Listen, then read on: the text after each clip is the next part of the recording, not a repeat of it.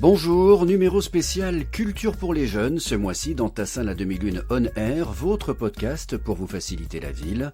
Nous avons avec nous une partie de l'équipe de l'Atrium pour faire un point sur l'offre des spectacles à venir, sur les activités récurrentes, mais aussi sur les ateliers proposés aux scolaires. Nous parlerons de Médialune, bien entendu, la médiathèque bien connue des Tassillunois, et nous terminerons par un agenda spécial Atrium et des conseils de spectacles pour les plus jeunes.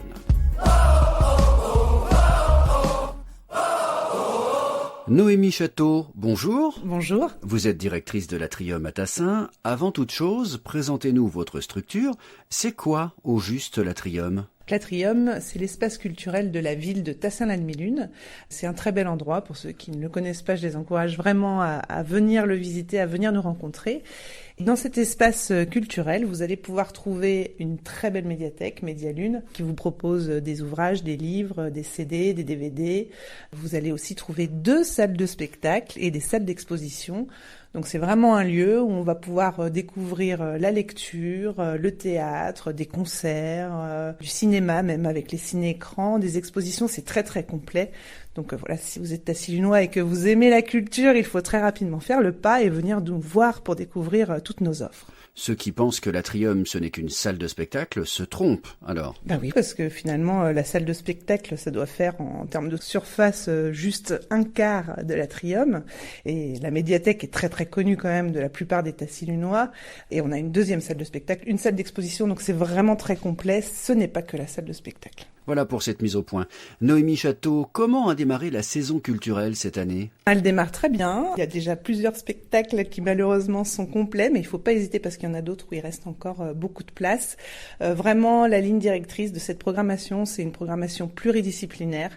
Il y en a pour tous les goûts, il y a de tous les styles, musique, danse, théâtre. C'est accessible, c'est populaire, mais dans le bon sens du terme, c'est-à-dire que tout le monde peut s'y retrouver, on peut venir en famille, on peut venir entre amis. Notre objectif, c'est que les gens passent une bonne soirée. Il y a un système de restauration juste avant les spectacles qui fait que vraiment on peut passer une belle soirée complète. Foncez vite sur les derniers spectacles où il reste de la place. Tout est en ligne sur atrium-tassin.fr. Tout cela, c'est pour les spectacles grand public, mais vous l'avez dit, Noémie Château, l'Atrium n'est pas qu'une salle de spectacle. Nous sommes avec Océane Giraud, responsable de la médiathèque de Tassin, Médialune. Bonjour. Bonjour. Océane Giraud, vous vous occupez principalement du public jeunesse, des tout petits à la crèche jusqu'aux ados. Vous proposez un programme avec des rendez-vous récurrents pour les jeunes ? Oui, tout à fait. Pour les tout petits, on a de l'éveil musical pour chaque vacances scolaire. Donc c'est vraiment la découverte pour les enfants, pour découvrir les sons, la musique, etc. Et après, pour les un peu plus grands, les 2-6 ans, on a des croque-un-conte un mercredi sur 2 le matin. Donc voilà, ce sont des temps de lecture pour les enfants, très appréciés du public qu'on a déjà, mais vous êtes les bienvenus pour venir découvrir en famille. C'est noté. Vous proposez également des activités pour les plus grands. Pour quel âge ? À partir de 7 ans, on va avoir des ateliers numériques ludiques pour découvrir différentes facettes du numérique, que ce soit de l'intelligence artificielle, mais aussi, par exemple, comment créer un petit film d'animation, plein de petites choses intéressantes. Et le premier mercredi de chaque mois, on a un nouveau projet qui s'appelle les petits artistes en herbe. Donc là, c'est vraiment un projet sur toute l'année où les enfants vont pouvoir découvrir différentes facettes artistiques. C'est déjà complet, mais n'hésitez pas à demander des informations. D'accord. Océane Giraud, vous n'avez pas oublié les ados. Pour les adolescents, on a le club ado qui est un mercredi par mois. Donc c'est à partir de 11 ans, donc dès la 6e, les enfants peuvent venir partager leurs coups de cœur aussi bien littéraires, mais aussi musicaux, leurs coups de cœur cinéma, etc. Merci Océane pour ce programme bien complet. Je me tourne vers Marion Beluse, vous êtes chargée de projet hors les murs et partenariats.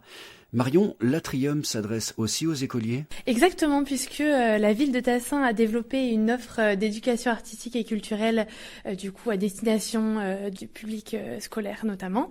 Et on propose et à la médiathèque et à l'Atrium des parcours complets d'éducation artistique et culturelle, donc autour des spectacles avec des ateliers, des expositions, des films, mais également des parcours thématiques variés et de nombreux ateliers aussi bien à la médiathèque qu'à l'Atrium. Quel type d'atelier proposez-vous pour aller plus dans le détail?